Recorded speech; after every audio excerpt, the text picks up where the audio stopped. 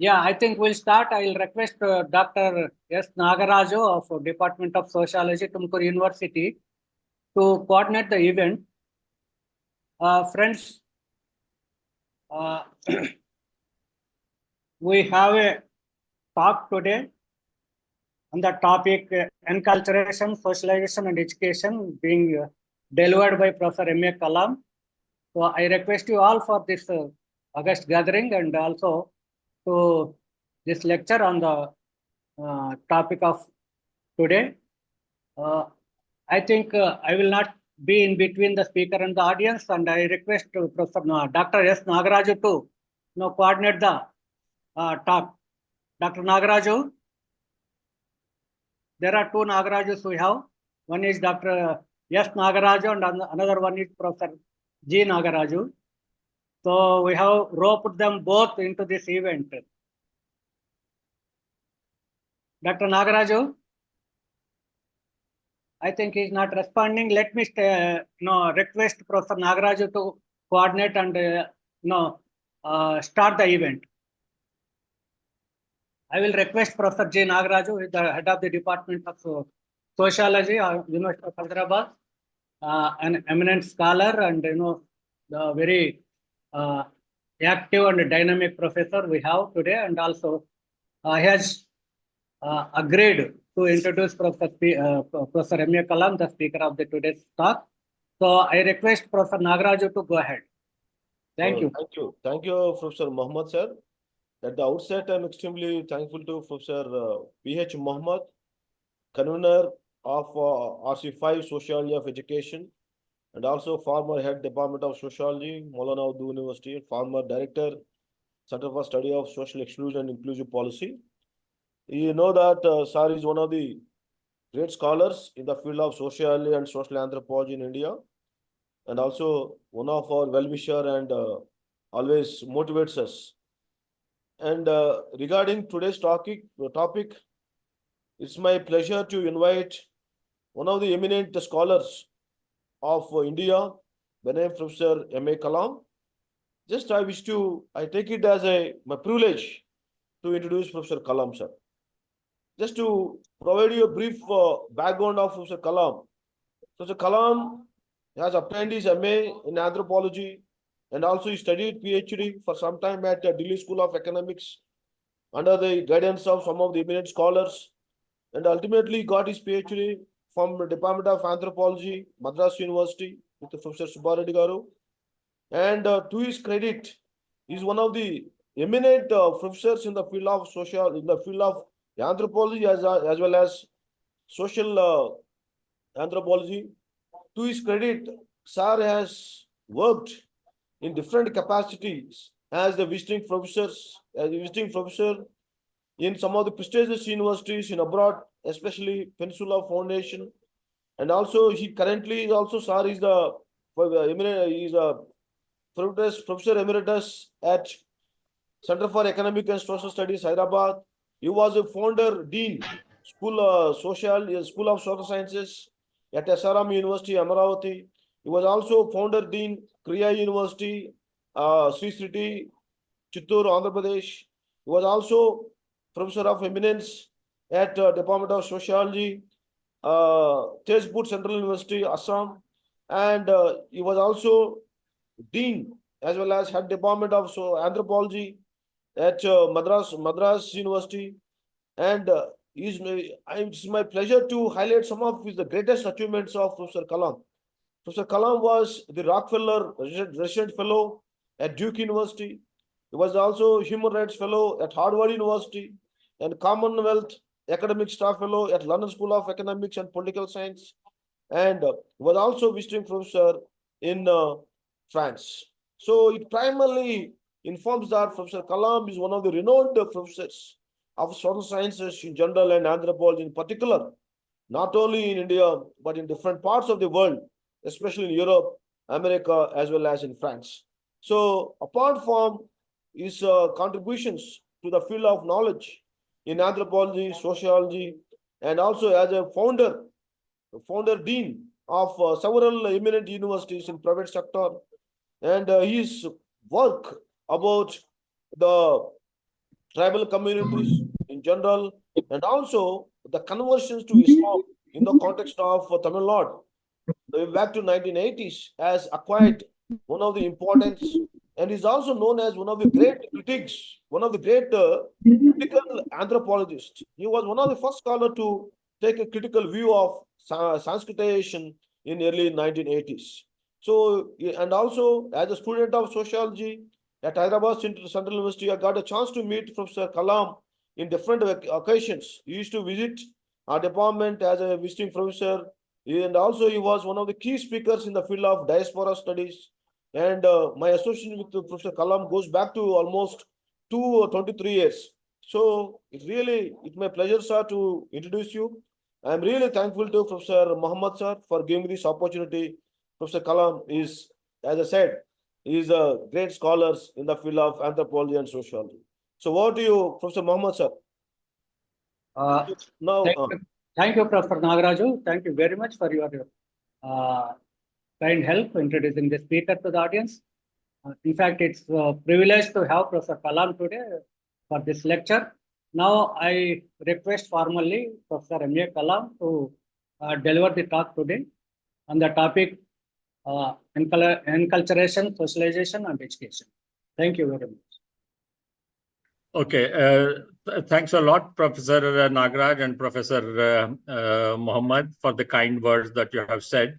And it's indeed a pleasure that we'll be interacting this morning. Good morning to you all. And the organizers have not done that deliberately. I also won't say a warm welcome to you because given the kind of heat which is there in most places, warm welcome is not an appropriate kind of expression at all. At the outset, I thank the Indian Sociological Society and in particular RC05, that's the Sociology of Education, and Professor Muhammad for extending this invitation to me. My talk, as has been already informed, is on enculturation, socialization, and education. Let me start off with a personal kind of a note on this in terms of what happened as far back as 1978 at the University of Madras. University of Madras in 1978 was arguably the first university to teach a course on educational anthropology in the country. I'm saying arguably, possible that some other anthropology departments may have done this, but we were in fact the pioneers to start a course on educational anthropology as far back as 1978 at the University of Madras. And I had the privilege of teaching the course at that time. And when this invitation for today's talk was being circulated, one of my former students who was a part of that course sent a message saying that, I remember, sir, that you taught this course to us. Now, the reason why I'm emphasizing on educational anthropology is because this RC is Sociology of Education. And therefore, I would like to highlight a few things which happened as a part of the course that we did. So the emphasis of the course on educational anthropology was as to the role of culture in education, how social processes and cultural relations are shaped by educational settings, focus on education and multiculturalism, educational pluralism, culturally relevant pedagogy, education of marginal and peripheral communities within the large nation states. Overall, educational anthropology tends to be considered as an applied field, as the focus of educational anthropology is on improving teaching learning process within the classroom setting. So this was what we did as far back as 1978, and the course ran for quite a long time, and it was quite popular at that time. And we had this freedom to introduce different kinds of courses as far back as 46 years back, because we had a dynamic vice chancellor, Professor Malcolm Adisheshaya, who was the vice chancellor and who declined to take up extra, to be the vice chancellor for subsequent years. So he was one of the most dynamic persons to allow us to do this kind of thing. So having said that, while there could be some doubt or dispute whether a child learns in the mother's womb or not, we are talking about learning processes. So people may doubt or have some kind of a dispute whether a child learns something while it's there in mother's womb or not, because the argument, the jury is still out on that. We know for sure that a child begins the learning process the moment it is born. The first and foremost learning is to suckle by searching for the mother's breast. If it doesn't learn that, then the child cannot survive. Now, that's one of the first learning processes which happens. And therefore, since we are talking about the three concepts on enculturation, socialization, and education, the whole point in that is that learning is something which is inherent in it and embedded in that. And also sometimes learning happens on the initiative of individuals themselves, and sometimes on the basis of initiatives from outside or from others who are surrounding those people, or in a formal setting like school, college, and other things. Now, I'm not a psychologist, but as a social anthropologist, I feel that there are two kinds of learnings, right from the childhood stage or the infant stage. One kind of learning is instinctive, or we may even call it as biological. Now, the biological or instinctive learning which an infant or a child does is number one, suckling, that is to look for the mother's breast and have milk. The other thing which is very important, and not many people have paid attention to it or pay attention to it. I don't know how many of you have seen infants born, just born infants or a week old infants. When they want to rub their eyes, they don't use the fingers and take the fingers towards the eyes. They take the back of the hand and rub, and that's something which comes to them instinctively. No, not the back of the hands is important because that doesn't injure you. A child may injure your eyes when you're close to it, but it doesn't normally injure its own eyes by using the fingers. It uses the back of the hand. Now, that's the second kind of learning which happens instinctively, as a biological kind of a thing. The third one is when a child responds to discomfort or pain. Now, these kind of things which happen, these learnings are instinctive or which happen biological. Now, the other kind of learning which happens as the child keeps growing up is in the cultural field, that is learning from the others around them. For instance, fear of different things. Now, a child is not born with fears of different kinds of things, for the devils or the witches or for the dark or fear of water. These are all acquired from people around them. And this is something which happens in the cultural field. This is a cultural kind of a learning which happens. Now, these are learned from others. That's you have to be afraid of dark, because if you allow a child to go, a child is not scared of anything, not scared of water, not scared of the dark, not scared of, doesn't know anything about the devils or witches or even the bad people around it. But these are all learned by the child. Now, these are basically the two kinds of learning processes which happen. One is instinctive and biological, the other one is cultural. Now, instinctive biological is limited. Very little happens in terms of that. Most of the other things that we learn happens in the field of culture or as members of the society. Now, that is something which is something acquired and happens depending on the kind of environment that you are. And therefore, what happens is different kinds and sorts of learning processes happen and continue till the last breath. People keep learning if they're aware of what's happening around them, keep learning till the end. So some learnings happen by an individual's own initiative, through observation, through imitation, and replication. So, but then there are certain other things which are not done by observation, imitation, repetition, but also are taught. For instance, some of the hygienic kind of a thing which the mother or the family teaches the child, and certain other things in terms of, for instance, is very common in India, not to allow the child to use the right hand for certain things and the left hand for certain things. Now, these are taught.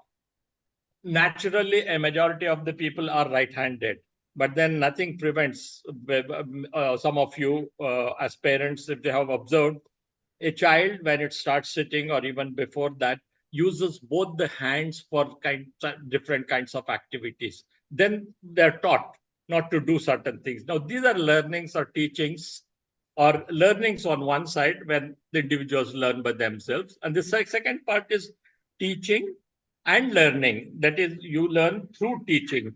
Now, these occur in different forms and as different processes in different societies. But there's no society where these processes in some form or the other do not happen at all. In all societies, you have teaching and learning.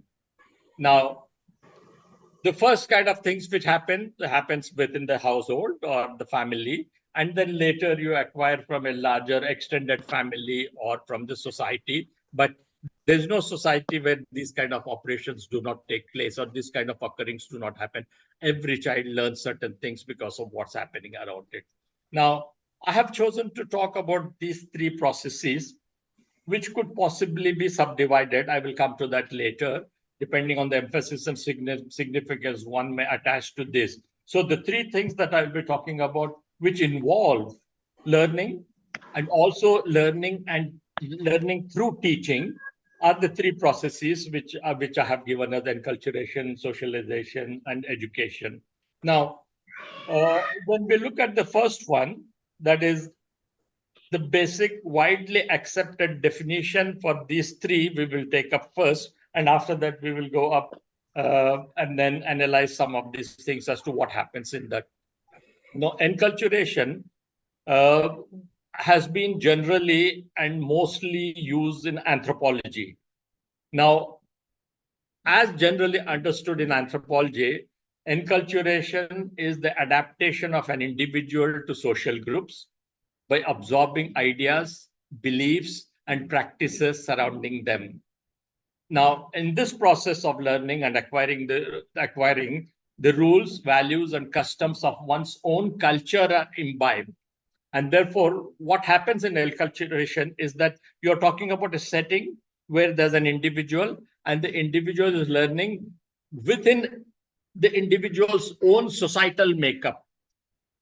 And anthropology as a discipline uses enculturation because, as most of you know, anthropological, in the beginning at least, the anthropological emphasis has been on certain kinds of societies which were small scale, sometimes remote, sometimes rural, and more or less homogeneous. And therefore, if you're talking about homogeneous societies, you're talking about a society where there's no division in terms of subcultures, and therefore what the individual learns in a setting of that kind of a society is that it absorbs most of the things which happen in the individual's own culture. Now, sometimes what happens is certain people think that enculturation is akin to or similar to acculturation. Now, that's a bit of a misconception, because enculturation, as I emphasized or as I just laid out, happens mainly in one's own culture, and people imbibe and absorb things which happen in their own culture. And acculturation is something which happens mostly in a multicultural or plural kind of a situation, whereby, to clarify, acculturation is the process of learning and adopting the culture of another, or if there are more societies, you adopt certain things from those societies. So on the one hand, enculturation does it from your own society, and acculturation is when you adopt certain things which are not part of your culture, but you adopt from a surrounding culture or a culture where you live together with other subcultures which are there. Therefore, acculturation normally occurs and always occurs in plural, multicultural, and heterogeneous settings. Unlike enculturation, which normally happens within one's own society. Therefore, this distinction has to be maintained, and some anthropologists and sociologists do make some kind of a mistake or get confused between the two processes.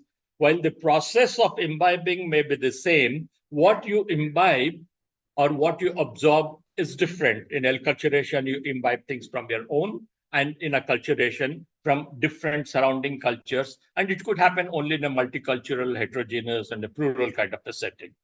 Also, enculturation is the process where the culture that is currently established in a particular society teaches the individual the accepted norms and values of culture or society where the individual lives. Therefore, all societies have norms, certain kinds of customary practices, traditions, dress pattern, food habits, and different kinds of things which any society for that matter has. Therefore, in enculturation, an individual learns those things which are accepted as norms and values in that particular society.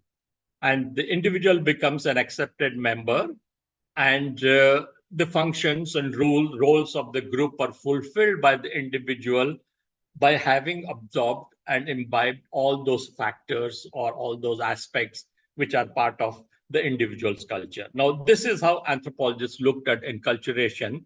And I will come to the difference between this and socialization later. But let me first say what socialization means. Sociology has generally, I mean, so socialization has generally been used in sociology. Now, in sociology, the way the word, I mean, not that they are not used interchangeably. Sometimes these are used as used interchangeably, and sometimes let me use the word as synonyms too. But I will come to the reasons why this develops separately and why the emphasis can be there by separating them to an extent. So in sociology, socialization, the process of internalizing the norms and ideologies of society. Now, this is something which looks similar to what happens in enculturation, but I will come to certain things which will make the distinction more or less clear to you. Socialization encompasses, of course, learning and teaching, and this is also considered as the means by which social and cultural continuity is attained or attained. So, any society, the main goal would be that the learning and teaching is done, or teaching and learning is done, so that there has to be continuity, and that kind of a continuity is important for the survival of the group or the society. Now, how socialization happens has been delineated or delineated and subdivided by different authors and different sociologists, and the subdivisions that they make in socialization. Without going into the details, I will just enumerate the subdivisions which are there in socialization. There is what is known as primary socialization, and you can look for the definition for that. Let's not go into the details. So besides primary, you also have secondary socialization. Then you have anticipatory socialization. There is also a re-socialization, organizational socialization, and then also group socialization. So different sociologists, depending on the kinds of studies that they have done or the kinds of societies in which they have worked, have gone into subdividing the field of socialization and giving you different kinds of processes which happen, and make a distinction between what they consider primary socialization could be something which happens with the parents within the family, secondary socialization when the circle increases, the circle expands, and therefore you learn from others who are not part of the family but part of the society itself. And similarly, anticipatory re-socialization, organizational, and group socialization. All these are subdivisions which are there. Now, the two, as we have defined them and dealt with in brief, enculturation, socialization, as I said, do seem to be closely related. But we have to remember that the genesis and development of anthropology and sociology have been different. Anthropology, as I said, to begin with at least, studied small scale, mostly homogeneous societies, and societies which were in many places remote or rural. And sociology's general emphasis has always been plural and complex societies and in urban settings. So the emphasis of the two disciplines, sociology and anthropology, has been different, at least in the way the disciplines began and the genesis of the disciplines happened. But later, after Second World War, anthropologists felt that there's no need for them to get confined only to rural societies or to homogeneous societies. And therefore, they started looking at urban, plural, multicultural societies, wherein they found that if they have to do anthropology, which is different from the erstwhile anthropology, which means not being not concentrating just on small scale or homogeneous societies, and to come to a heterogeneous kind of a platform, they felt that the discipline has to have a kind of a subdivision. And that's how what is known as urban anthropology also developed. That is different from, yeah, somebody has some question already. Doesn't matter. Okay, as I was saying, am I audible now? Yeah, you are audible now. Please continue. Yeah, so from the emphasis of anthropology shifted from small scale and rural or homogeneous societies. And when they shifted, they found that the earlier definition of anthropology had to undergo a slight kind of just to have a slight kind of difference, and therefore they developed what is known as urban anthropology. Now, simultaneously, as most of you are from sociology, would know that the discipline of sociology, which concentrated mostly on your own societies, that is urban, complex, plural societies, they also got an interest to do what can be called as a different kind of to adopt a different kind of an approach, and therefore the field of rural sociology came up. Now, what happens in this context is that anthropologists who had been adopting a different kind of methodology to study homogeneous societies started adopting certain things, and the kind of fieldwork they did in the rural societies could not be carried out in urban multicultural societies. Therefore, they started adopting certain techniques which the sociologists had already got. And similarly, sociologists found that some of the things which they were doing in urban and complex societies, they had to adopt a different kind of an approach if they had to go in for rural sociology. Now, when these two things happened, enculturation, which was being studied only by anthropologists, or mostly by anthropologists, and socialization by sociologists, are not studying, the emphasis which was there, to some extent, the difference which was there between the two got reduced. And that is something I think quite important, because today there are many social anthropologists who do the kind of work which sociologists do in urban areas, and therefore they may call it sociology or urban anthropology, it doesn't matter. And let me also say that many economists found that the kind of studies which they were doing earlier, the development economists particularly, was not good enough in terms of the methodology that those economists were adopting. Therefore, many economists started going to rural and non-urban kind of places. And sometimes they found that just collecting statistics or quantitative data was not enough, and therefore they needed something qualitatively. And when they felt that some qualitative studies had to be done, the economists started adopting the methodology of mostly anthropology if they went to rural areas, or sometimes the techniques of sociology when they went to urban kind of areas. Therefore, economists also started and then many people today swear by that. Many economists swear by the kind of methodology with social scientists, sociologists or anthropologists have adopted. And therefore, that is the other kind of a thing which happened, whereby the importance of doing qualitative studies by staying with the people for long periods of time and spending time with them to find out or to get what is known as the emic, that's inside view of that society, becomes important. And that's where anthropology and sociology are different, because of the discipline of fieldwork or the importance of fieldwork which is given.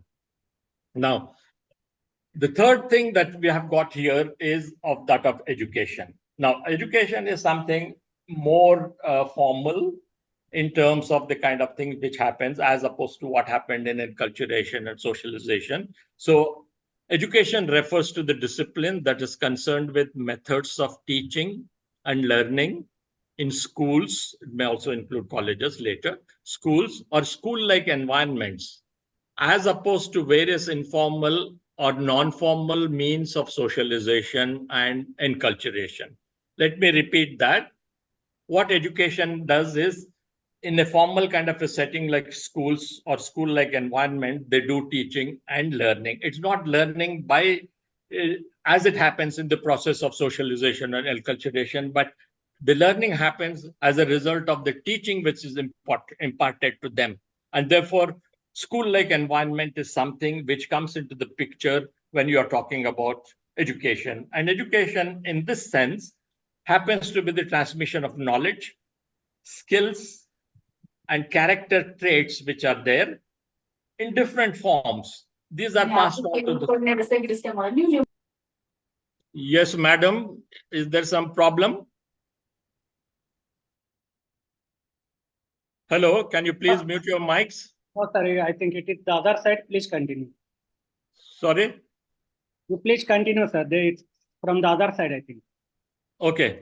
Now, as I said, education happens to be the transmission of knowledge, skills, and culture, character traits in different forms. And when it's passed on, it has to manifest itself. And that's when you say that learning has happened. If it doesn't manifest or doesn't show, then it has not happened. And therefore, we have what is known as formal education, which happens within a structured institutional framework, such as in schools.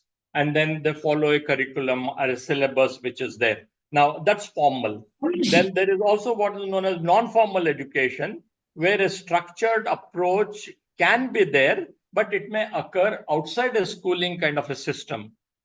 So you don't have the kind of schools where a set curriculum or syllabus is there and wherein it becomes formal. Therefore, non-formal can be without that kind of a schooling system, but then structured approach can still be there. Then the third one, which we can talk about, as I would like to emphasize on and highlight, is the informal education. Now, informal education happens and is close to what happens in socialization and enculturation, and it entails what is known as unstructured learning through daily experiences. People learn certain things, not necessarily in their own culture, not necessarily from the culture of those in a plural society who are around them, but also from elsewhere, from wherever it is. It could also be not because of first-hand contact like it happens in acculturation, but it could also be because of diffusion. Now, diffusion is a process which may lead to the same kind of result which happens in acculturation, but there's no first-hand contact between the societies which impart those cultural traits to another society. Whereas in acculturation, first-hand contact has to be there between the different societies where that kind of a learning or that kind of adoption of cultural traits can be there. So diffusion is another process whereby people can learn, but no face-to-face interaction from where the cultural traits are coming, and no first-hand contact between people there. Therefore, in formal and non-formal education, we can categorize this into different kinds of compartments. The first one could be early childhood education. Then you can have with that, or after that, the primary education, the secondary education, and tertiary education, and it can go right up to the PhD level or even maybe beyond that. But that's how, in a formal and set up, education can be classified. Now, the other classification focuses on the teaching methods, whereby teacher-centered kind of imparting of knowledge becomes important. And then there's a student-centered kind of education whereby they start adopting. Now, having said this, there's other thing which could happen when we are talking about formal education and educational setups, where you can divide them on the basis of the subjects which are learned by the students, or the areas or the disciplines which are learned by the students as a result of the focused teaching. This could be science education, language education, and also very important, particularly that India is becoming a diabetes capital, physical education also, which of course most of us don't talk about and don't give any importance at all. Now, all these three definitions are highlighting some of these processes, these three processes in terms of enculturation, socialization, and education. I have highlighted or defined or tried to describe them the way I feel these are important. I'm not saying that this is the end all of the definitions and this is the only way you can define them. There could be differences on that. But then the generally accepted thing is that when you're talking about these processes, as I emphasized earlier, learning has to take place. And learning can take place in two ways: on the basis of initiatives of the individual themselves, and on the basis of which is done from outside in a teacher-centered or society-centered or elder-centered kind of a teaching which happens, and their learning happened there. Therefore, this is something which we have to highlight in terms of the teaching or teaching learning or learning teaching kind of things which happen to be important components of these three processes. And for people who are, I'm not sure, because I was trying to look for it, and in fact, I discussed this with Professor Mohammed. I wanted to know for each of the RCs which are there, 23, 24, 25, whatever, the number is not important. Each of the RCs which are there, if there is a short description about the emphasis of each RC. But that is not there. And that is something I felt was a bit odd, because what are RCs has been described and given in the website of Indian Sociological Society. But what each RC deals with is not given. And therefore, it would have been quite useful and helpful to me to focus and have my lecture concentrated on certain aspects if there were to be a description of what is the mandate or what exactly happens in RC05, that's Sociology of Education. Not having been there, I had to deal with the way I feel fit. And that's why this harangue or my rant, which is going on, which may be completely useless to many of you. But then the fact that each RC does not describe its focus, what it concentrates on, or what exactly the salient features of that particular RC is the reason why I'm adopting a different kind of method or different kind of way of doing this. And that's why I have dealt with those three. Now, that's one part of the lecture. And now the second part deals with what exactly is happening in India in terms of education. And what is the most important component in education? For instance, I talked about childhood education, primary education, secondary education, and tertiary. Tertiary could be what we are doing. Whether we are successful or not is a different matter, the colleges and the universities. And my emphasis in terms of proper way of doing education would be to concentrate on early childhood education and primary education. And in India or elsewhere for that matter, you cannot talk about elementary or primary education without dealing with another aspect, which is so crucial, but sometimes completely neglected. It's neglected by almost everybody, including, I will later come to that, in medical colleges. But then what I'm talking about is that while dealing with elementary or primary education, what is often neglected, but which is of crucial and significant importance, is primary health. Now, we cannot talk about primary education or anything connected with the early education part in India, or as I said, in many other societies, without also taking into consideration the aspect of primary health. Now, the reason is for the next 50, 60, or even more years, these will continue to be the two most important things which affect all of us in India: primary education and primary health. Now, they may appear to be two distinct sectors at first glance. That is, primary education is completely different from primary health, but there's a strong nexus and interconnectedness between the two, that is, between primary education and between primary health. They impact each other in many, many ways. Now, the improvement and development in any one of these sectors, that's either in primary education or in primary health, has a strong bearing on the other. That is, if you say that I'm concentrating a lot on primary health, it does have some impact on primary education. And the reverse is also true. And we will talk about that later as we go along. So therefore, a high level of literacy has always impacted on health practices in a given society, region, or state. Let me highlight this again by emphasizing that a high level of literacy always impacts health practices, whether you're talking about family or talking about a village or talking about a region or a state. If you have a high level of literacy, it does have an impact on health practices in that particular society. Also, high level of literacy leads to higher levels of education in subsequent age cohorts. For instance, if you concentrate quite a lot on levels of literacy at the lowest level, it's a kind of a snowballing kind of a thing which happens, whereby the other cohorts which are there from primary to secondary to tertiary, those also get affected, and the impact is there on that. Therefore, in subsequent age cohorts, this development also impacts women's literacy and education.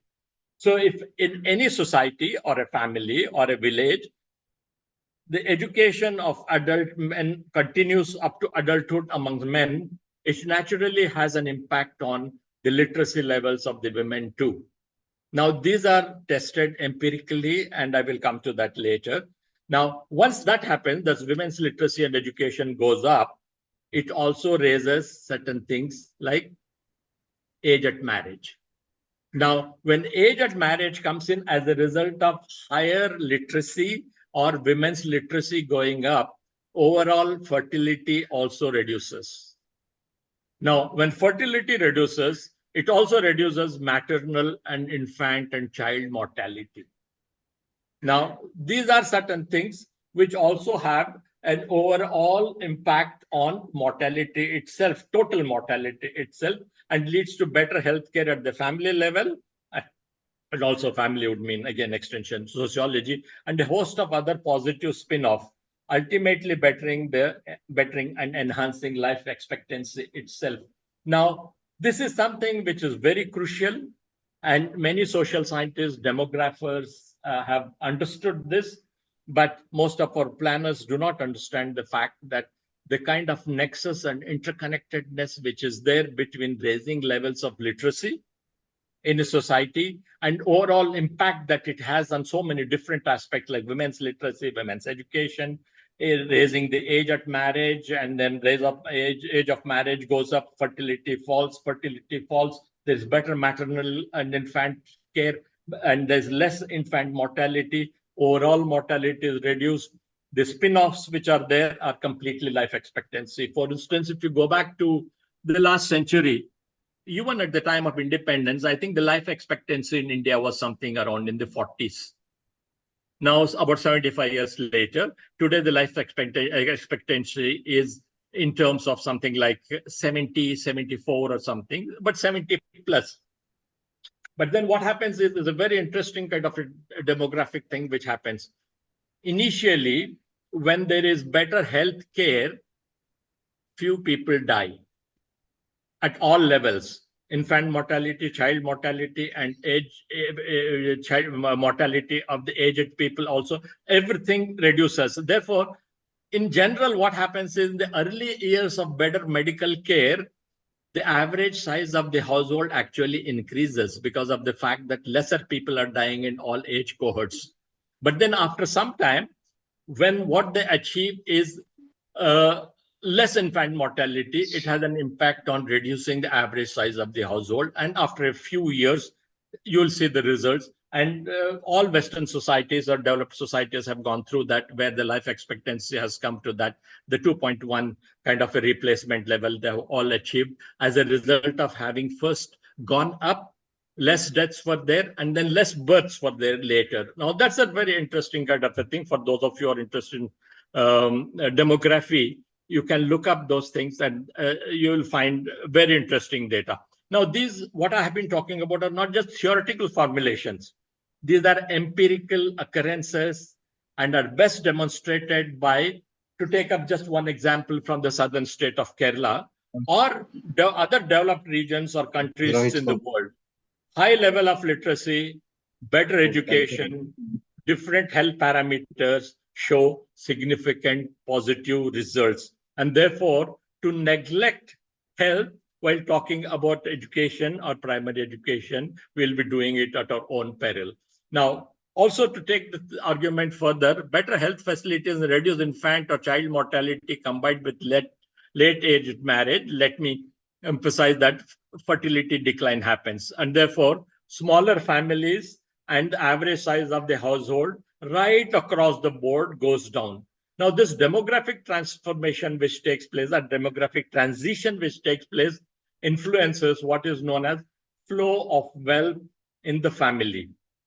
Now, when the flow of wealth in the family, which means expenses on different people in the family, the parents are one set, children are one set. So when the flow of wealth is from the parents to the children, that is when parents have to spend on the children, overall literacy and education rates go up.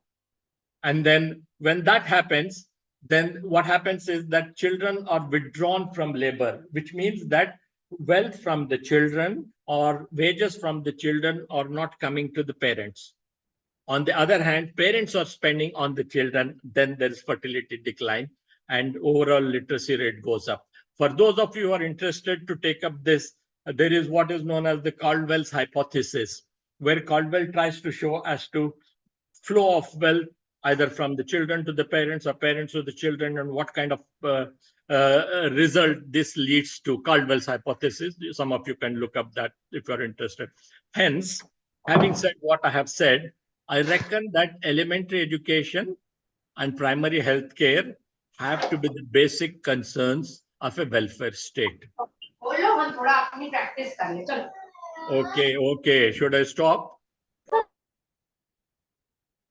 Can you please mute your mics and do whatever exercises you want?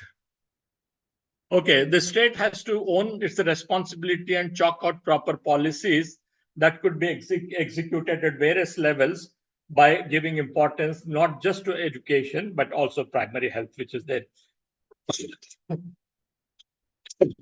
Now, India, given its vastness and the regional differences which are there, going down to any of the state or union territory level, we find that it's a very complex, plural, multicultural whole that you get at the national level.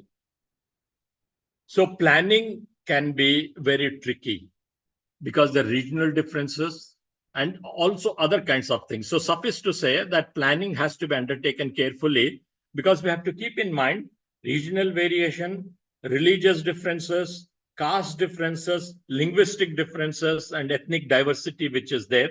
Now, any flaws which are found in this would lead to shortcomings, and therefore the planning has to be done in such a careful way. But this is not happening, and that's one of the problems which we have. So welfare states and democratic societies have to take it upon themselves the onus of seeing that elementary education, primary healthcare sectors have to be adequate, have to have adequate budget allocations and foolproof implementation for overall development of the societies to take place. Unfortunately, in India, the budget allocation for both these, that's for primary education and for healthcare, is very meager. If you look at the total GDP and whatever is there and see the amount of money which is spent on primary education, primary health, we don't have that. But what we need is quality primary education in different parts of the country, not in some pockets of urban India. And that is not happening. Quality primary education is not there. And I'm not talking about just the rural areas or the hinterland, but also urban conglomerates.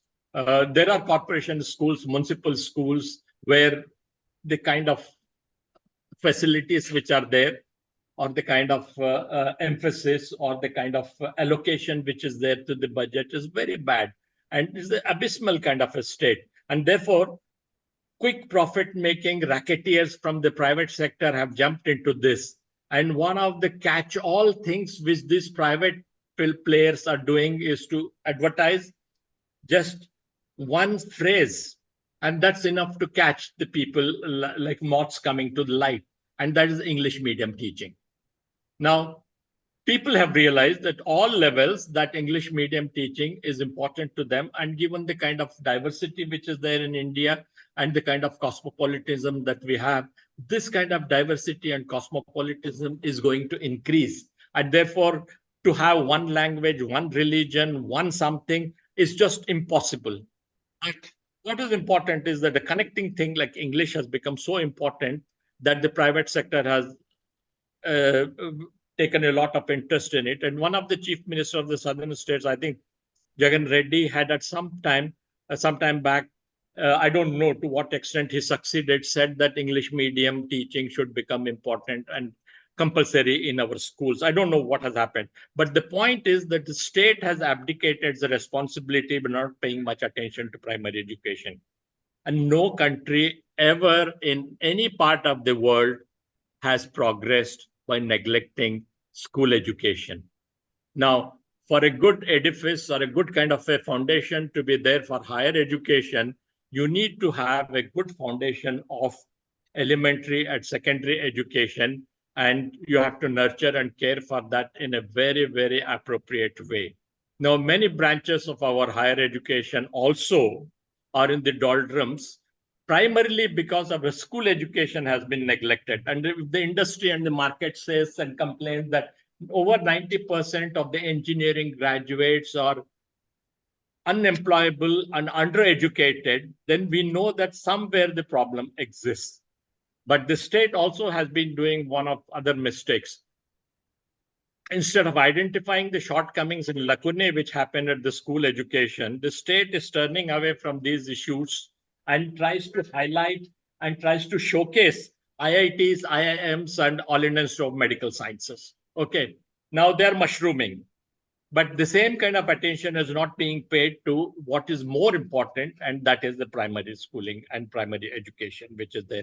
Therefore, similar neglect and a lackadaisical attitude are demonstrated by the states. When it comes to healthcare also, not much of emphasis is given. And I said I will come to the medical colleges, and that's an important kind of a thing, because the eagerness of the state as well as many of the private sectors is to establish super specialty hospitals and help the private sector do that instead of concentrating on basic health, hygiene, and sanitation. Now, one glaring example of this can be seen from the stepmotherly attitude which is displayed in medical education and medical colleges, where what is known as preventive and social medicine is not given any importance at all. Private preventive and social medicine, if it is given proper kind of importance, then a lot of communicable diseases can be reduced. And one thing like potable clean water and hygienic surroundings can reduce a lot of communicable diseases. But like neglecting the school education in favor of IITs, IIMs, and All India Institute of Medical Sciences, preventive and social medicine is also, as education, is also similarly ignored, and the penchant is for super specialty hospitals. Now, at this point, I will bring in someone whom most of you know, but you may not know the kind of emphasis that he has on these two aspects that I have been talking about, the aspect of primary schooling and the aspect of primary health. All of you know Amartya Sen, the Nobel laureate. Now, I will read up a few lines from an interview that Amartya Sen gave some time back to highlight as to what he says is happening in India and how bad we are in our planning. And I start the quote. Here is what Amartya Sen says. He says, the neglect of the need for the state to get everyone schooled and literate and getting everyone some kind of health cover began much earlier during the time of Jawaharlal Nehru. If you look at the 5-year plans, there were statements that education and health were top priorities, but not much was done. The entire tradition of Indian planning, of ignoring education and healthcare, continued through Indira Gandhi's time. Then the Janata Party came to power for about 2 years in 1977 when the emergency was relaxed and Indira Gandhi lost the election. And later through the BJP government and UPA 1 and UPA 2, now with Modi, it has got worse because the government made further cuts. He's talking about further cuts for primary schooling and for health. So to continue the quotation from Amartya Sen, he says, you can deliver education and healthcare to all, even with a poor, very poor economy, because a poor economy is also low-wage economy, and education and healthcare are labor-intensive. So, first, it is affordable, and second, it will immediately have an impact on quality of life, infant mortality, etc. And if you push money towards complete immunization, it would lead to a better standard of living. Third, it would also improve the productivity of labor because you cannot become an industrial giant with an unhealthy, uneducated labor force. Ultimately, improvement in the quality of labor has an effect on economic growth. I would say, and this is what Amartya Sen ends up by saying, I would say the Modi government has not brought about any change. It has spent far too little on education and healthcare and hardly any time on organization of schooling and healthcare. Now, this is a kind of, this is an interview which from where I'm quoting Amartya Sen. And Amartya Sen is one person who has always believed that primary education and health are something which are very important for India and will continue to be important for India. And having taken up that, I will just highlight a few things which are happening from the most recent ASER report, that is the Annual Status of Education Report 2023. It is known as Beyond Basics and is facilitated, the study was facilitated by the Pratham Foundation among rural students in India who are aged between 14 to 18. And remember, we are talking about students who are in the age group of 14 to 18. And this is empirical, hardcore statistical data, which was obtained through the annual status report of education. Now, the fact that I'm quoting this is because of the concern that we have for primary education, and which is an abysmal kind of a state. Now, the field level household data survey was obtained from 28 districts across 28 states of India. Two of the states had more than one, more than one districts which were studied. So 28 districts from 26 states. And the number of students covered were 34,745. And it was found that 50% of the students could not handle basic mathematics. And by basic mathematics, they could not come to grips with what was to have been learned in the third and the fourth standards. So we are talking about kids who are in the ninth standard and 9 to about 11 or 12th standard, 12th standard, this 14 to 18. And they could not do basic mathematics from the third and the fourth standards. Besides, about 25% could not read a second standard level text in their own mother tongue. Okay, next. Boys, for some reason, seem to have fared slightly better than the girls in mathematics and English reading. And that does not augur well, because our educational setup, as quite a few extra steps have been given to what is known as the proclaimed kind of a nara or slogan, Beti Bachao, Beti Padhao, which translates to Save the Daughter, Educate the Daughter scheme. And it's a joint initiative for Ministry of the Government of India. And still, girls are lagging behind very badly. A possible reason for this lag could be that the teacher expectation of the girl students is low, as has been empirically observed in many instances, and that does affect the performance of the girl. Now, in many studies on education, it has been found that if the teachers think that the students are not good, that's the teacher expectation, then the outcome of that is bad, because they don't pay much attention or they don't give good marks or whatever happens. Teacher expectation has an impact on what actually is observed in terms of performance of the students. Now, in spite of the primary primary education initiative that is supposed to be in place, the overall enrollment of students among the 14 to 18-year-olds is about 86%, which means we have already got a deficit of 14% there. So by the time the children are 18 years, 32% or 33% of them are not in schools. Now, this missing from schools children is important, because the performance of those on schools is alarmingly pathetic and exemplified by the fact that around 45% could not simply calculate the number of hours they slept and the time when they went to bed and woke up. Now, this is something important. Suppose somebody sleeps at 10 o'clock and gets up at 6, they're not able to say how many hours they slept. And we're not talking about infants or toddlers. We're talking about 14 to 18-year students. Now, whether they continue in school or college beyond 18 years or they drop out, where do they fit in?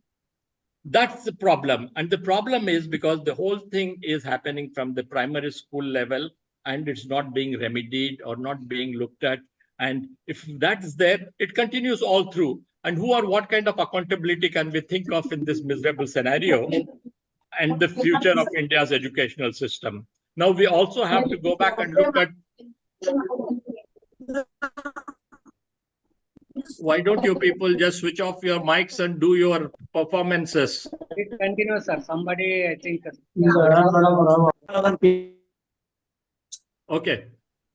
Now, what is happening in our schools from the kindergarten to the 14 years, the report has dealt with very nicely. And now this is a very disturbing kind of a thing. Now, is it possible that our examination system is responsible whereby the kids are pushed from one level to the other, from one class to the other, but then ultimately at the age of 18, they don't know how many hours they slept, or they're not able to do basic kind of mathematics. Now, that's a bit of a problem. And therefore, the ASER data suggests that around a quarter of the youth into 14 to 18 years, it's possible that some kind of a remedy can be done for them. That is, for 25%, there is possibility of doing something for them. Now, the problem is that if you do it for 25% of the people, what happens to the rest of the 75%? And what about their predicament? Now, the other thing which is there, that the 2020 National Education Policy, which was there, I'm quoting this, said that we can achieve, quote, in quotes, achieve universal foundational literacy and numeracy in primary schools by 2025. Now, that's the aim or the proclamation which was there in the society. And we are in 2024 already, and we can't see any universal foundational literacy and numeracy happening in the schools. Now, that's a big kind of a challenge which is there for all of us. And I don't know where this is going to end. Now, there's one more thing which happens, and the private initiatives which is happening not only in urban areas, but also in rural areas. And that is what we can talk about in terms of what the tuitions or the coaching classes or the coaching things which are happening. Now, the teachers are neither morally or legally allowed to do this, but many of them establish their own coaching centers. But then we also have the examples of what happens when these kind of coaching cases mushroom. And the best example is what is happening in Kota in Rajasthan, where almost every fortnight or every 10 days, one student is committing suicide. Now, where exactly it's happening? Is it happening because the primary schooling is bad and therefore they have to be sent for coaching classes, and the pressure in coaching classes all of a sudden is so bad that many of them cannot cope with that? And when they cannot cope with that, then it leads to different kinds of things. Now, there's very little to cheer about in this realm of education. And unfortunately, when we are looking at the lower levels in terms of kindergarten or primary schooling and secondary education, unfortunately, there are no rainbows on the horizon and there are no silver linings anywhere. But then this is something which is reality. Now, before we conclude, I will bring out a few things which are very important for most of us, because all of us are connected with educational institutions or the universities. And therefore, there are certain concepts which I will highlight, and then I will see. I will let you know why I'm highlighting on this. Now, sometimes we use the term non-literate. Now, non-literate is a situation where there is no schooling, and there are very few societies of that kind today. For instance, most of the tribal remote societies which was there was no institutionalized form of learning or teaching, and therefore they could not read and write. Now, because there was no system of learning, there was no system of reading and writing, they were known as non-literates. But non-literates are different from illiterates. Illiterates are those people whereby there is a system which is there in place where schools are there and then learning process is allowed, but they still cannot go to school and they cannot read and write, and therefore they're all known as illiterates. And of course, who is a literate, we know. And then the basic definition which is given is that if you can sign your name, you're a literate. I don't know to what extent that's true. Now, in the university setups, we talk about intellectuals. Now, what exactly a university, a basic definition which you could give offhand or backhand kind of a thing, is that educational institution is a place where a high level of learning and teaching takes place and people get academic degrees. That's emphasis on a high level of educational teaching. And what is intellect, or who is an intellectual? An intellectual is a person who is an educated person whose interests are studying and other activities that involve careful thinking. Now, when you're talking about the intellect, you're talking about something connected with the mind, and anything connected with the mind is something whereby you talk about the involvement of careful thinking. Now, having given you certain things in terms of who is literate or who is illiterate or non-literate, and what is university and education, let me point out certain things which are happening. And this is something which should be concerning to all of us, because we are talking about education and we are in the realm or field of education. Last few years, particularly since 2014, many of the so-called, I'm using the word so-called, intellectuals at our universities, and we have the definition of both intellectuals and universities, have been following an ideology of polarization and subscribe to right-wing politics. The very meaning of, and when they do that, the very meaning of intellectuals and universities seem to have got defeated here, because intellectuals are supposed to be using their mind for proper, clear, and careful kind of a thinking, and universities are places where they're open to learning and high degree of education. Now, many of these polarizing agents which are there at the universities were closet right-wingers till about 2014. That is, they were more or less hidden. But since 2014, they seem to have got legitimacy and support for the divisive politics from the state. State's legitimacy seems to have been bestowed on them. So given these circumstances, can we still call such individuals intellectuals, or refer to them as educated persons? Now, educated person is somebody who utilizes the resources which are there with the person towards garnering or making a particular kind of an economic kind of resource out of that. No doubt they're literate, going right up to the doctorate level, which is a high degree of literacy is there, but has education come into the picture there? Therefore, we won't be wrong if it is possible to have, and we do indeed have, highly literate persons who happen to be uneducated, highly literate up to the intellect and up to the doctoral level, and many of them are just not able to do the kind of expected jobs which were there from there. And many of these highly literate persons are colluding with the state in indulging in rewriting history and falsifying truth. Now, to my mind, falsifying truth is more dangerous than banning a book. Now, when you ban a book, at some time, either simultaneously, surreptitiously, or in a hidden well, the book may still be available to people. Okay, but then at some point, it may also get a banned book may also get unbanned. But falsified history is the pits, because when it comes to the revision and rewriting of history, then you are changing something which was already there into something which is wrong. And unfortunately, the NCERT seems to be complicit in this exercise. And therefore, let me reiterate, banning a book is something completely different, but then falsifying existing history and making a false narrative of what was happening is something which is different. Therefore, to my mind, a banned book can come back and get unbanned, or may still be available, but then a modified kind of a thing is more dangerous. During 1977, when Indira Gandhi lost the election because of emergency, and when Janata government came to power, 4 books by four top intellectuals of India were attempted to be banned. And the 4 intellectuals, all of you know them, I'm sure: Romila Thapar, Bipin Chandra, both of them were at JNU, Irfan Habib, who was at Aligarh Muslim University, and R.S. Sharma, who was in Delhi University. Their books were being banned, and they wanted to ban the books because of the fact that they were not amenable to certain things which the right-wing government which had come to power in 1997 wanted. So, but now the exercise which is happening in a contemporary situation is quite different. What they're trying to do is dropping portions of texts and pages that are not amenable to the right wing. Now, this is very dangerous. This is very dangerous because of the fact that you are falsifying and taking out history which is there and which was different. And then there are other school boards from different states also which are colluding with this, and they're doing it. So what is happening is that the tragedy and irony of all this is that this is happening in the so-called educational realm. And that should be something which should be disturbing us.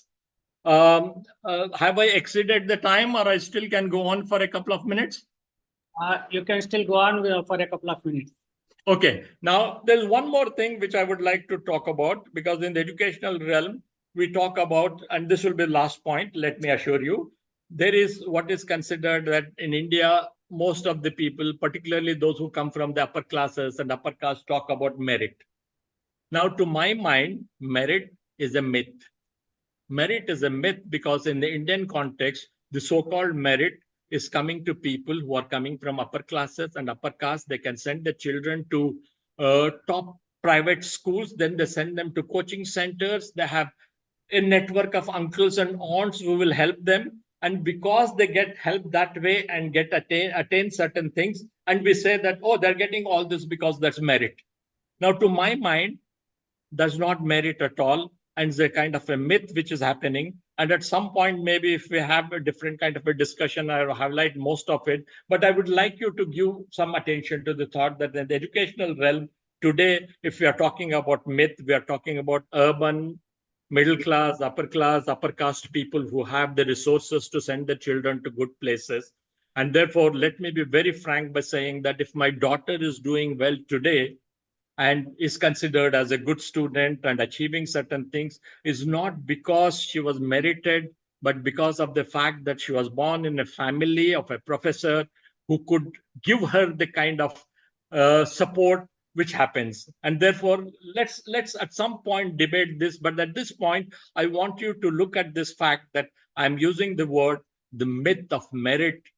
And then most of you, I think, have to think about it and give a thought to whether merit exists in the kind of Indian context that we are talking about, or merit is a kind of a thing which is a privilege of upper castes and upper classes.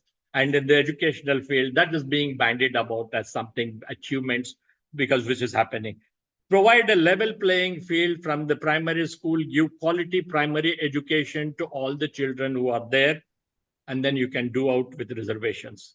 Reservations are necessary because of the fact that we are not giving adequate, appropriate, level playing field to different sections of the society which are less privileged and underprivileged. They come from marginal societies and minorities. And unless we are able to provide them the same kind of education which happens in an urban elitist kind of a situation, we cannot do away with reservations. So if you want to do away with reservations, first provide a level playing field where every child can have the same kind of facilities which an upper caste, upper class person coming from an urban area, the child or the child of a professor or the child of a president or prime minister or whoever it is, or the ministers have that. If they don't have that, if you can't provide that, then they don't talk about doing away with reservations, and don't talk about that as merit. So I will end at that. And thanks if you are still awake. And I don't know what the next process. It's up to the organizers to take over. And thanks for keeping awake. Thank you very much. Thank you very much, Professor Kalam. Thank you, sir. Thank you very much. In fact, we are taken over. Entire house is taken over with your excellent talk. My God, where we started, starting from enculturation to the intellectuals of divisive politics, and also rewriting history, falsification of truth. All these things have really enlightened us with regard to what's been happening in the field of education and culture and enculturation for socialization. Of course, I request Professor G. Nagaraju to discuss over the talk now with these few words that I have in my mind, that coming to my mind. I request Professor, I think before Professor Nagaraju sums up the talk, we will take few questions from the audience. So the house is open for discussion, and any questions, clarifications, I invite. Good afternoon, sir. This is Sri Ramulu. Yeah. Good afternoon to all three gurus I know, including Padmavati Madam, Kalam sir, my guru, as well as Mohammed sir. Thank you for organizing this wonderful session, sir. Sir took us from enculturation to current situation, what is going on. So I need some clarification. At one point of time, we are discussing the Pratham report. We are discussing about the difficulties in reading mother tongue text. Other side, we are discussing about international language. How we can mitigate this, how we can solve this problem of mother tongue versus market tongue. That is number one.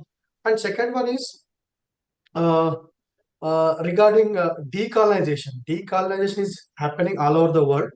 So if we see NEP 2020, lot of discussion, a lot of content is incorporated in the NEP 2020 on this name. Directly it is name, it is not focusing on decolonization, but lot of it is built up based on Indian ethos and culture, heritage and culture. So, but in the current globalization world, we cannot live alone. By focusing completely on Indianization, we cannot live. Maybe in terms of different sectors. So how we can even go further between Indianization as well as internationalization? Thank you, sir. Yeah, the first question in terms of language. Okay, my point on language is that the state should provide what the people want. Okay, and if there are a lot of parents who want that the children should learn English, the state should provide that. Therefore, the state cannot dictate by saying that in a state only the regional language teaching should be done. And my point is that the people should decide what they have to do. Okay. And the second point, I think, is more like a comment, unless you have a specific kind of a thing on that. Let's not go ahead. Yeah. Okay. Any other question? Sir, I have a question. Yeah, Sravanti, please. Sir, I was absolutely, I mean, what do I say, engrossed by Professor Kalam's lecture. The way he spoke about the myth of the marriage, starting from the sociological concepts of enculturation, socialization, then primary socialization, secondary socialization to re-socialization, and then step by step, he came to the field of primary education. And I'm really thankful because sir said that how important is primary education. And he had banged upon this point that a state which cannot provide primary education to its children, the basis of that society, of that state, would remain jeopardized and paralyzed forever. I'm really happy for that, sir. But my question is, sir, especially in my context of West Bengal, as you know that we are facing a lot of turbulences, especially in primary education and secondary education. There have been educational scams. The panels had been released. And just a few days ago, the High Court had rejected the appointment of around 26,000 secondary teachers who have been teaching from classes 5 to 8. And even the primary school teachers' hearing is very nearby, where I suppose another panel would be discussed and the verdict will be given. Over and above, as you said already, sir, the state have been reducing the primary emoluments and the fundings for the state, especially for primary education. So my question is, with this sort of a grim situation, where the basics to education is not only denied, there is a lot of shady situations with the state unable to pitch in and give the right resources to these children. And as you know, sir, there's a lot of difference in the curriculum. My children, they study in primary sections. I am amazed to know that there is almost 2 to 3 classes gap between the state board and the ICSE board. What I mean to say is what my children are learning in class 1, the same thing the state boards will teach their students in class 3. So it's a stratified society. Unless you admit your children to private schools with ICSE board backgrounds and all those things, the state boards, the subsidized boards will always give you much less. Besides, Sravanti, please sum up your question. Yes, Please, sir. So, yeah, sir. That's it. I was just engrossed by sir's lecture. So, sir, if in 1 to 2 lines, if you can tell us, I know, as you say, there's no rainbow, but still, if you can still highlight what can be done so that the primary education can be brought back to its real place once again. Thank you, sir. Thank you once again for your heartwarming lecture. Oh, thanks a lot for the good words. Professor Kalam, Professor Kalam Sravanti is the fourth convener of this RC5 Research Okay. Committee on Sociology of Education. Yeah. Our privilege that you came, and I was engrossed with your foresightedness. Yeah. Because Thank- we don't yeah, speak thank- about primary education so much. We talk about universities only. Thank you, sir. Yeah, Sorry for yeah, being talking. Thanks a lot for highlighting certain points which are happening and also what's happening in West Bengal. We are all aware of it. See, as I emphasize on the fact, unless you do something at the primary school level, rest of the thing cannot be taken care of properly. And that's why people go through certain stages. They get an engineering degree and 90 to 93% of them are unemployable or under-educated. So that's a big kind of a problem which is there. And unless we change something at the primary school level, nothing will happen. And the state, as I said, has abdicated its responsibility and hasn't done what it should do. Okay. Thank you very much for highlighting certain points and also for the good words that you have said. And it's always a privilege and good to talk to people and share my ideas and certain things which I have. And thanks for giving me this opportunity. And since you're also part of the RC, and as I said during my talk, the RC5 people, at least if not the others, try to see what is the focus of RC5 and put up at least 4 or 5 sentences about your own RC, sociology of education, so that people know what you are highlighting, what you are trying to do. Professor Mohammed, Yes, sir. I hope I am not stepping on certain things, but it would be important to do that. I was trying to put this across to my chairman, my president, IFS, after it came up in our discussion yesterday. So I felt to do that with the president IFS, but definitely I'll send a communication to her, requesting her to pass a message to all the conveners of the all RCs. So I think I mean, 3-4 sentences as to what you are doing would be helpful. Yes. Not 3-4 sentences. I think at least a Paragraph. Yes, Yeah. yes. A paragraph should do. But, thank you. It's innovative. In fact, that's why we look forward to people, senior people like you. Thanks you a lot. Please don't emphasize on the senior part. The experienced one. Don't make me feel old. Okay. Any other question? Yeah, I think Sumant Hiremat. Sumant Hiremat has raised his hand. Please raise your question. Your mic is off, Dr. Sumant. Please unmute your mic. Unmute your mic. Your mic. Unmute. Yeah, please continue. It's not audible still.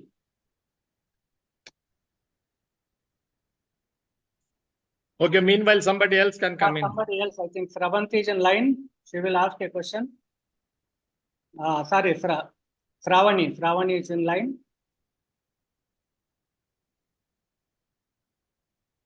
Sravani, you have a question?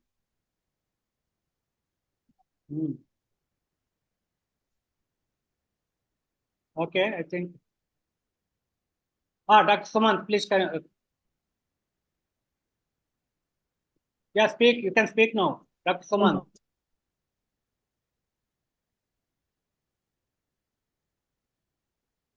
Not audible, Dr. Sumant.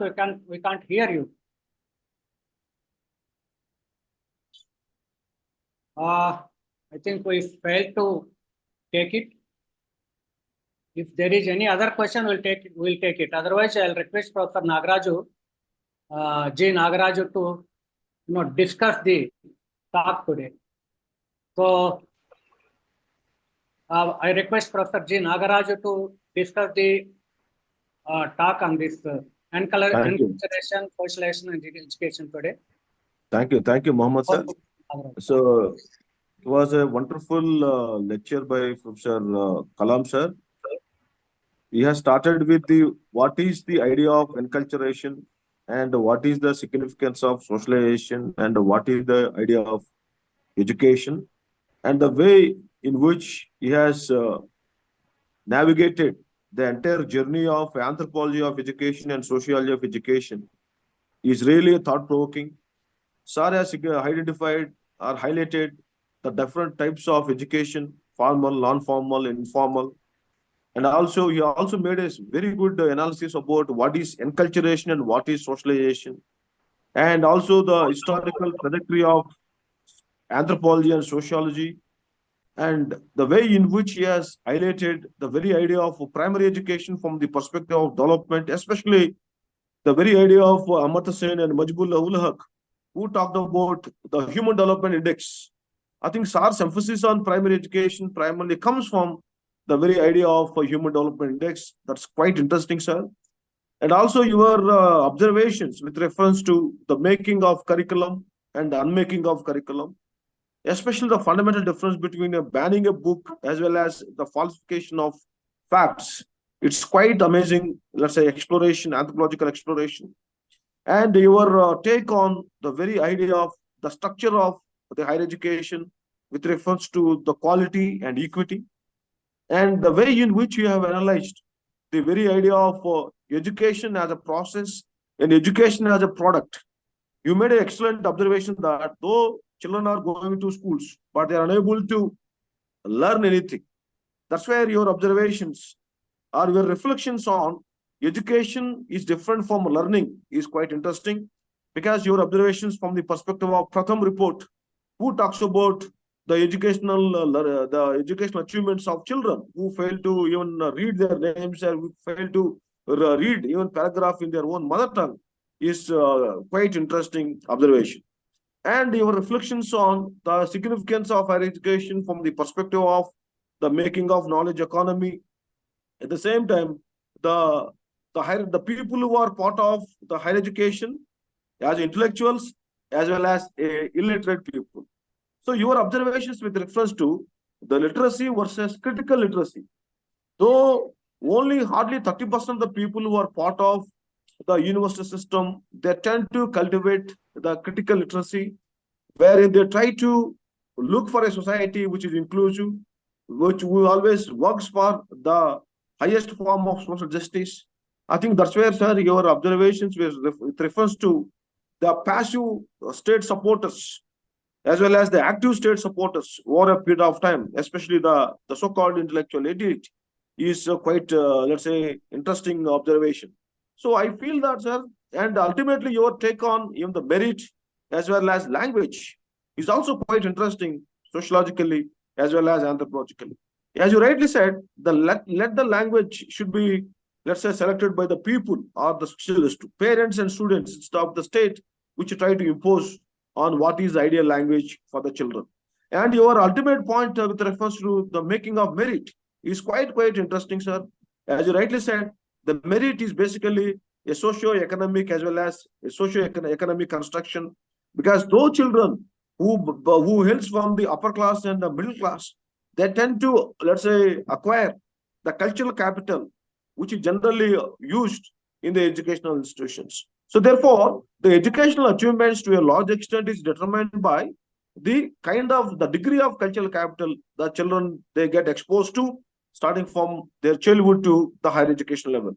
So overall, sir, your perspective on the literacy, school education, and higher education, and it's quite interesting, sir. We are really learned a lot, and we are really looking forward to your lecture as an article for our Sociology of Education RC, because, sir, this is one of the thought-provoking lecture where we got to know about what is the significance of the anthropological methods as well as sociological methods in order to understand education in a holistic sense.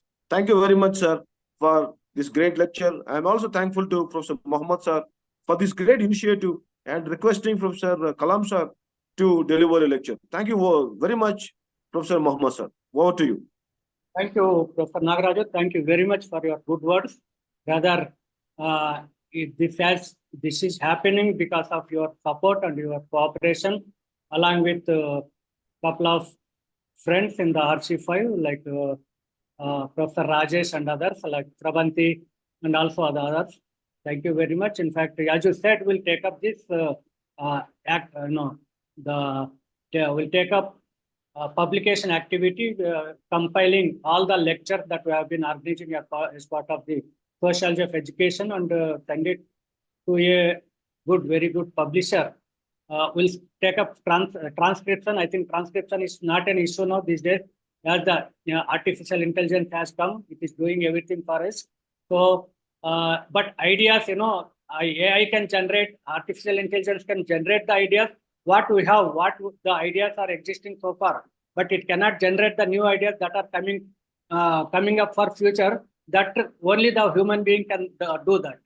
So, thank you very much, and I think before my friend Dr. S. Nagaraja, if he is among the audience, before Dr. Nagaraja is there, before he offers a formal vote of thanks, I also thank Professor Kalam, Professor Nagaraja, and all audience individually and personally. If Dr. Nagaraja is not there, I will request my colleague, the Sir, sir. Mohammed sir is there. Nagaraja I think is there. Sir, I am there, I'm sir. Yeah. I request Dr. Nagaraja to offer formal vote of thanks on behalf of the RC committee. Thank you very much. Thank you, sir. May I audible, sir? Yeah, you are audible. Please continue. You are not seen. Your video is off. 1 minute, sir.